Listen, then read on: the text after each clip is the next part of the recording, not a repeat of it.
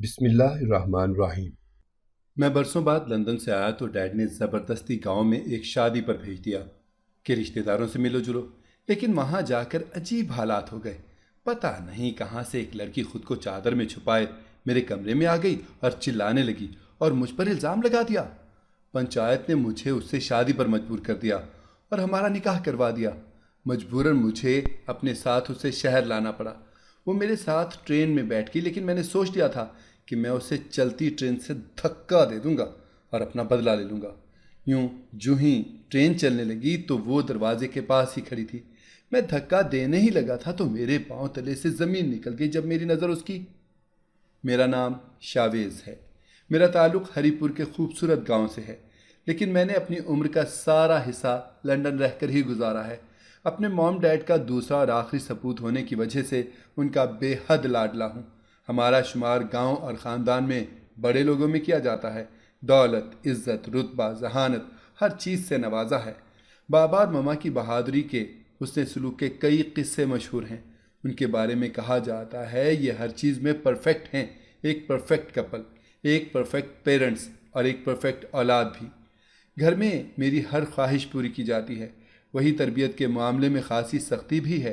اللہ نے مجھے حسن بے پناہ دیا ہے، اسی لیے بچپن میں مجھے بہت جلدی نظر لگ جاتی تھی۔ گاؤں کی عورتیں کہتی تھیں کہ اس کا خون ہلکا ہے۔ پورا خاندان، خاص کر میری عمر کے لڑکے، میری خوبصورتی کی وجہ سے خار کھاتے تھے۔ گرے آنکھیں، سفید رنگ، براؤن بال، یہ سب مجھے ان سے منفرد بناتا تھا۔ میرا بھائی بھی خوبصورتی میں مجھ سے پیچھے نہیں تھا۔ اس کا فیس مما سے کافی حد تک ملتا تھا۔ ہم دونوں بھائی ہی ذہین اور ہر میدان میں آگے رہنے والوں میں سے ہیں۔ میرا بڑا بھائی مجھ سے 10 سال بڑا ہے۔ بھائی کے بعد موم ڈیڈ کو تو لگا تھا کہ ان کی کوئی اور اولاد ہوگی ہی نہیں، لیکن پھر میری پیدائش پر موم بہت خوش ہوئیں۔ میرا نام میری موم نے رکھا۔ بڑا بھائی شاہد اور میرا نام تھوڑا ماڈرن رکھا گیا۔ میری موم اور ڈیڈ نے میری تربیت میں کوئی کمی نہیں چھوڑی، اس لیے مجھ میں حسد، جلن جیسی بری عادات نہیں ہیں۔ میرے ڈیڈ بزنس مین ہیں اور موم ایک تنظیم کے ساتھ کام کر رہی ہیں۔ انہیں لوگوں کے کام آنا بہت پسند ہے۔ وہ لوگوں کے دکھوں کو سنتی ہیں، ان کے کام کرتی ہیں۔ دادا کے تینوں بیٹوں میں صرف میرے ڈیڈ ہی پڑھے لکھے ہیں اور تینوں بہوؤں میں صرف میری موم اعلیٰ تعلیم یافتہ ہیں۔ باقی 2 بیٹے میٹرک پاس ہیں، وہ بھی دادا کی سفارش کی وجہ سے۔ انہوں نے 2 بار دھکے کھا کھا کر میٹرک پاس کیا۔ ان کی نظر صرف دادا کی دولت پر رہی، تبھی دادا نے جائیداد میں ان کا حصہ دے کر ہمارے ساتھ زندگی گزاری۔ موم دادا کی چہیتی بہو ہیں، وہ ان سے گاؤں کی عورتوں کے مسئلے پر رائے ضرور لیتے ہیں۔ میں بھی ان کی طرح پڑھائی لکھائی کا شوقین ہوں۔ مجھے آرٹ مشغلے کے طور پہ پسند ہے۔ شرارتوں کی وجہ سے میں ہر ایک کی ناک میں دم کیے رکھتا ہوں۔ بڑا بھائی میری ہر چیز کا دھیان رکھتا۔ اگر یہ کہا جائے کہ موم کے بعد وہ میری دوسری موم ہے تو غلط نہیں ہوگا۔ موم کی زیادہ تر عادات مجھ میں بھی ہیں، لیکن یہاں ہر کسی کی تعریف کرنے پر میں بیمار رہتا ہوں۔ جب کسی کی دعوت پر جاؤں تو ہفتہ بخار نہیں اترتا۔ پہلے سب کو لگا کہ یہ دقیانوسی باتیں ہیں، لیکن جب ڈاکٹر کی دوائی کے بجائے دم سے آرام آیا اور تعویذ نے اثر کیا تو موم کو یقین ہو گیا کہ واقعی ایسا ہے۔ موم ہر وقت مجھے دم کرواتی یا پھر صدقہ خیرات دیتی رہتی۔ وہ میری طرف سے کافی پریشان رہتی۔ منتوں مرادوں کے بعد انہیں بیٹا ملا ہے، اس لیے وہ مجھے لے کر بے حد حساس تھی۔ اور یہاں خاندان میں سبھی جلتے رہتے ہیں، اس لیے موم مجھے باہر بھیجنا چاہتی تھی۔ میں پڑھائی میں بھی گاؤں میں سب سے آگے ہوں۔ ویسے تو بھائی بھی سب سے آگے تھا، لیکن وہ سب سے بڑا سپوت ہونے کی وجہ سے اور اس کا ہم عمر کوئی لڑکا نہ ہونے کی وجہ سے سب کی نظروں سے بچا رہا تھا۔ میں اسکول میں ہمیشہ اول پوزیشن کا حقدار ٹھہرتا ہوں۔ کسی بھی مقابلے میں شرکت ہو یا پھر تقریر میں، ہر ایک میں پیش رہتا، اور اسی وجہ سے میرے کزنوں کو خاندان بھر میں باتیں سننی پڑتی تھیں۔ میری شرارتوں سے سارا گھر پریشان رہتا، جبکہ بڑا بھائی سنجیدہ طبیعت کا مالک تھا۔ وہ بہت کم شرارت یا ہنسی مذاق کرتا، اسے بکس پڑھنے کا شوق تھا۔ میں کبھی دادا کے ساتھ شرارت اور کبھی موم ڈیڈ کے ساتھ مستی کرتا، یہ میرا پسندیدہ کام تھا۔ لیکن میرے ہر وقت بیمار رہنے کی وجہ سے میرے موم ڈیڈ نے مجھے ملک سے باہر بھیج دیا تاکہ میں وہاں کے ماحول میں ایڈجسٹ کر سکوں۔ بھائی مجھ سے بڑا تھا، لیکن وہ ہمیشہ موم ڈیڈ کے پاس ہی رہا۔ بھائی نے بابا کا سارا بزنس سنبھال لیا تھا۔ آج کل ان کے لیے لڑکی دیکھی جا رہی تھی۔ چچی اور تائی نے بھی اپنے خاندان کی لڑکیاں دکھائیں، لیکن موم چاہتی تھی کہ بھائی اپنی پسند کی لڑکی پسند کرے، اور بھائی کو بمشکل ہی کوئی لڑکی پسند آتی۔ ان کی شرمیلی طبیعت کی وجہ سے وہ کم ہی کسی سے گھلتے ملتے تھے۔ جیسا کہ میرے ڈیڈ ایک بہت بڑے بزنس مین ہیں، لیکن دادا کی وجہ سے وہ شروع سے گاؤں میں رہے، کیونکہ میرے دادا گاؤں کے سرپنچ ہیں۔ گاؤں میں رہ کر بھی ڈیڈ نے شہر کا سارا بزنس خود ہی سنبھال رکھا ہے، جو میں پڑھائی مکمل کرنے کے بعد سنبھالنے کا ارادہ رکھتا ہوں۔ لندن میں رہ کر میری عادات ساری غیر ملکی ہی ہیں۔ پارٹی، کلب، ناچ گانے کا شروع سے شوق رہا۔ ہاں، بہرحال اب تک گرل فرینڈ کا تجربہ نہیں ہوا مجھے۔ دوست بنانا اور گھومنے پھرنے کا مجھے شوق رہا ہے۔ میں لندن کی اعلیٰ یونیورسٹی میں تعلیم حاصل کر رہا ہوں۔ سیلف میڈ ہونے کی وجہ سے میں نے ہمیشہ اپنے بلبوتے پر ہی زندگی گزاری ہے ساری۔ اسی وجہ سے اکثر چچا اور تایا کے بچے مجھ سے چلتے رہتے ہیں۔ میں نے بارہا ڈیڈ سے کہا، ڈیڈ میں پاکستان آنا چاہتا ہوں، یہاں گھومنا چاہتا ہوں۔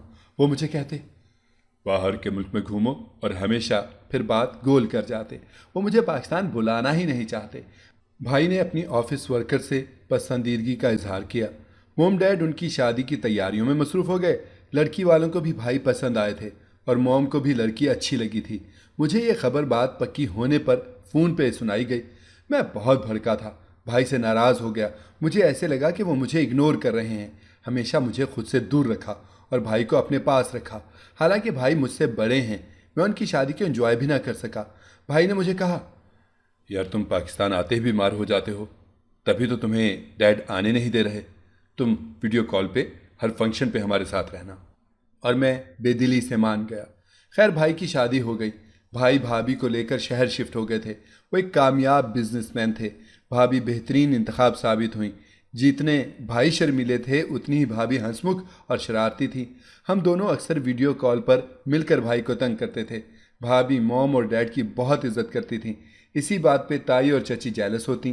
یہاں تک بھائی کے ہاں بیٹا پیدا ہوا تب بھی ڈیڈ نے مجھے آنے نہیں دیا۔ دادا بھی اس دنیا سے رخصت ہو چکے تھے۔ اب ہماری جب بھی بات ہوتی میں لڑ کر کال کاٹ دیتا۔ اچانک موم کی طبیعت خرابی کا سن کر میں بہت پریشان ہوا۔ میں نے ڈیڈ سے جھگڑا کیا کہ مجھے پاکستان آنا ہے۔ بھائی نے بھی حمایت کی کہ اسے پاکستان آنے دیں۔ جانے ایسی کون سی وجہ تھی جو وہ مجھے پاکستان نہیں آنے دیتے تھے۔ وہ مجھ سے کچھ چھپا رہے تھے۔ موم کی طبیعت سنبھل جانے کے بعد بھی مجھے سکون نہ آیا۔ میں ان سے ملنا چاہتا تھا۔ آخر کار انہوں نے مجھے پاکستان آنے کی اجازت دی۔ موم نے میرا صدقہ دیا۔ ان کے پیار پہ میں مسکرا دیا۔ سب لوگ مجھ سے ملنے آئے۔ ڈیڈ نے میرے آنے پر گرینڈ پارٹی رکھی تھی۔ مجھے ایسے لگا کہ کوئی مجھے گھور رہا ہے، لیکن میں نے اپنا وہم سمجھ کر جھٹک دیا، کیونکہ وہاں سبھی کام میں مصروف تھے۔ میں برسوں کے بعد لندن سے آیا تو ڈیڈ نے زبردستی گاؤں میں ایک شادی پر بھیج دیا۔ رشتہ داروں سے ملو جلو، لیکن وہاں جا کر عجیب حالات ہو گئے۔ ڈیڈ کی باتیں مجھے ٹھیک لگیں۔ اتنا عرصہ باہر رہنے کے بعد مجھے یہاں ایڈجسٹ کرنا واقعی مشکل لگ رہا تھا۔ یہاں اتنی گرمی تھی، اوپر سے یہاں کے لوگوں کی باتیں، پرسنل کویسچن مجھے کوفت میں ڈال رہے تھے۔ یہاں کے لوگ مجھے ایسے گھور رہے تھے جیسے میں کسی اور سیارے کی مخلوق ہوں۔ میرے کزنز بالکل نہیں بدلے تھے۔ وہ بچپن میں جیسے بدماش طبیعت تھے، وہ اب بھی ویسے ہی تھے۔ چچا نے میرے آرام کا خیال کرتے ہوئے مجھے کمرے میں جانے کا کہا۔ میں بھی شکر مناتا کمرے میں آ گیا۔ پتہ نہیں کہاں سے ایک لڑکی خود کو چادر میں چھپائے میرے کمرے میں آ گئی اور چلانے لگی اور مجھ پر الزام لگا دیا۔ وہ مجھے غور سے دیکھ رہی تھی۔ میں اسے بھیجنا چاہتا تھا، اس کے چلانے پہ بوکھلا گیا۔ مجھے سمجھ نہ آئی کہ اچانک ہوا کیا ہے۔ اس کی آواز پر سب جمع ہو گئے۔ ہر کوئی مجھے عجیب نظروں سے گھور رہا تھا۔ میں کچھ نہ کر کے بھی مجرم بن گیا تھا۔ وہ لڑکی خاموش کھڑی تھی، یہ تک نہیں بولی کہ میں نے کچھ نہیں کیا، یہ سب کا گیم تھا۔ چچی اور تائی کہنے لگی، کہتے تھے نا باہر جا کر لڑکا بگڑ جاتا ہے، اب بھگتو، انجام دیکھو، حویلی کی لڑکی کی عزت خراب کر رہا ہے۔ مجھے غصہ آیا۔ پہلی بار میرے والدین کو باتیں سنائی گئی تھیں۔ بھابھی اور بھائی سب کو ہینڈل کرنے کی کوشش کر رہے تھے، لیکن لوگ جذباتی ہو گئے۔ وہ اس لڑکی کو انصاف دلانا چاہتے تھے۔ چچی اور تائی کو باتیں کرنے کا موقع مل گیا۔ میں نے موم ڈیڈ کو سب حقیقت بتائی۔ وہ روتی ہوئی لڑکی جھوٹی ہے، لیکن اس کا غیر معمولی حسین ہونا سب کو شک میں ڈال رہا تھا۔ اوپر سے وہ غریب مسکین لاوارث شروع سے حویلی میں رہی تھی۔ چچا کا کہنا تھا کہ یہ تو عورتوں سے سہم جاتی ہے، یہ ایسی حرکت کر ہی نہیں سکتی۔ تایا اور چچا بھی ابو سے شروع سے ہی خار کھاتے تھے۔ اب میں بھی ان کے بیٹوں سے آگے تھا۔ میرا طور طریقہ، رہن سہن سب مختلف تھا۔ ان کے بیٹوں کی طرح گلابی اردو اور 8ویں جماعت فیل نہیں تھا۔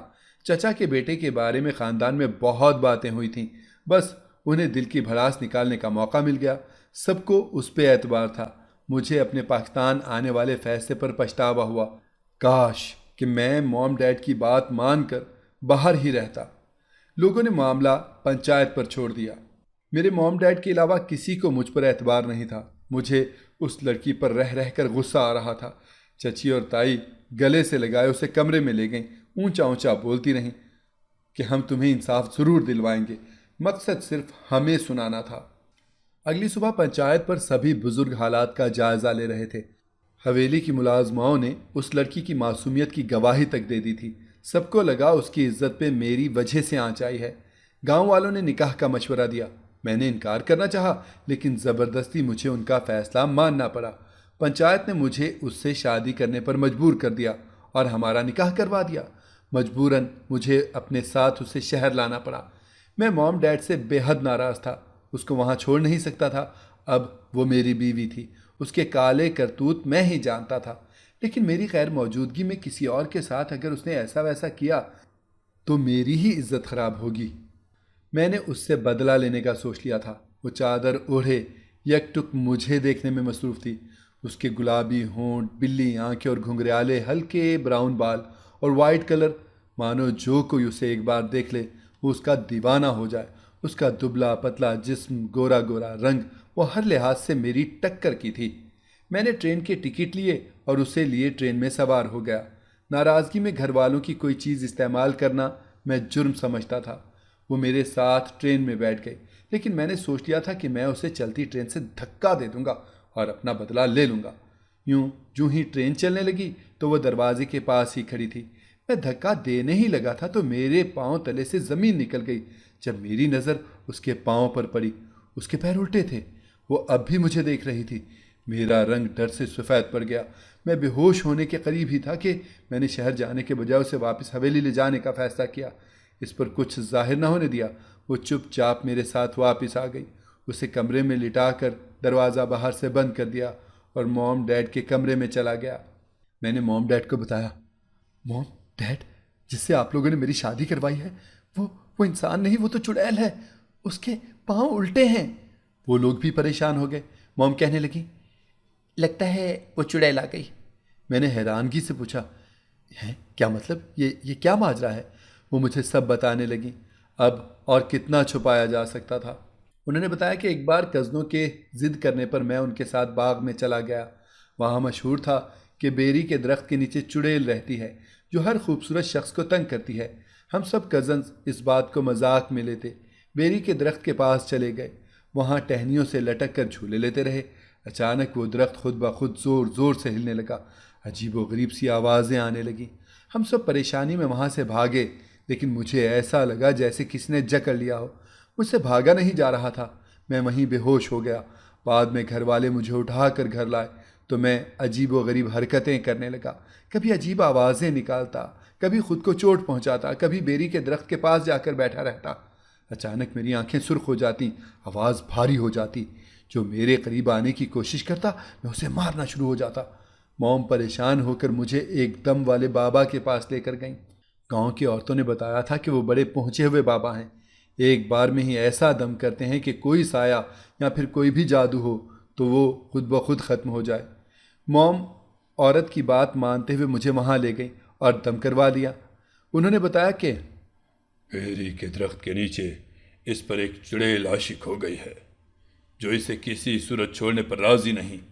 میرے موم ڈیڈ بہت پریشان ہو گئے تھے۔ کسی بھی طرح وہ چڑیل کا سایہ مجھ پر سے ختم کرنا چاہتے تھے۔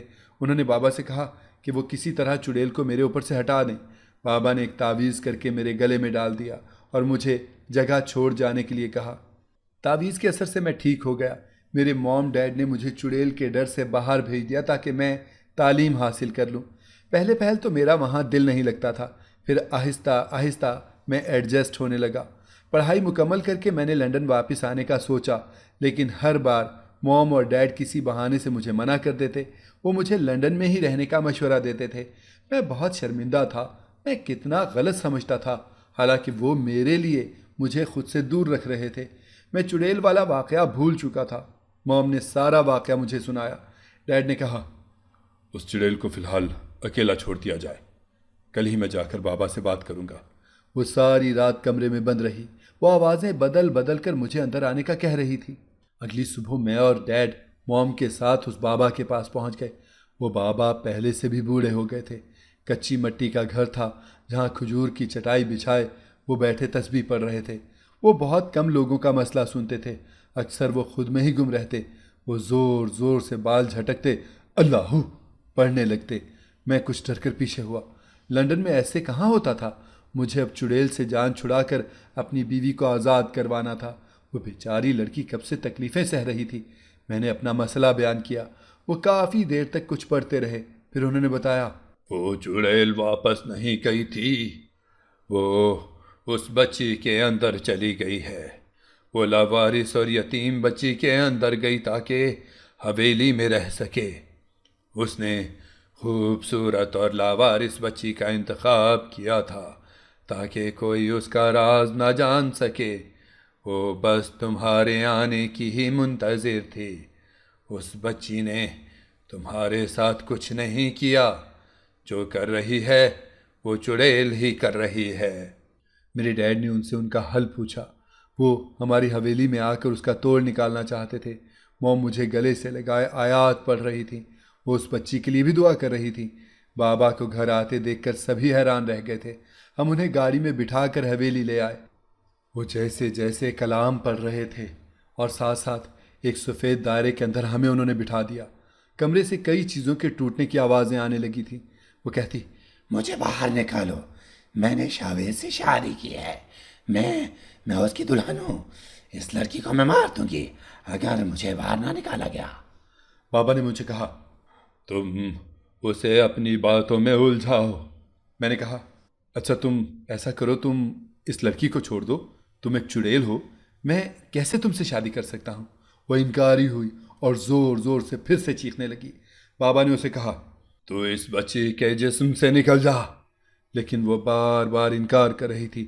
وہ میری عاشق تھی، وہ میرے ساتھ رہنا چاہتی تھی۔ جب وہ ہمارے قریب آنے کی کوشش کرتی، کسی حصار کے تحت گر پڑتی۔ وہ کمرے سے باہر نہیں نکل پا رہی تھی۔ بابا نے کہا، اگر تو خود زندگی سے دور چلی جائے گی تو تجھے کوئی نقصان نہیں پہنچایا جائے گا، ورنہ تیرے قبیلے والوں کو بلا کر تجھے ہمیشہ کے لیے قید کروا دیا جائے گا۔ وہ چڑیل انسانوں کو یوں ہی تنگ کرتی تھی، اس لیے اسے اس کے اپنے قبیلے سے نکال دیا گیا تھا۔ بابا کے قبضے میں اور جنات بھی تھے جنہوں نے بابا کو یہ خبر دی تھی۔ بابا کے کلام پڑھتے ہی وہ چیخنے لگی۔ میں بہت پریشان ہو گیا تھا۔ بابا سیاہ مٹی آگ میں ڈالتے کچھ پڑھتے رہے۔ وہ بھڑک اٹھتی تھی۔ وہ اچھی روح نہیں تھی، وہ اتنی آسانی سے ماننے والی نہیں تھی۔ مجھے اچانک اپنی بیوی کی فکر ہونے لگی۔ بالآخر 2 گھنٹے کے بعد وہ راضی ہو گئی۔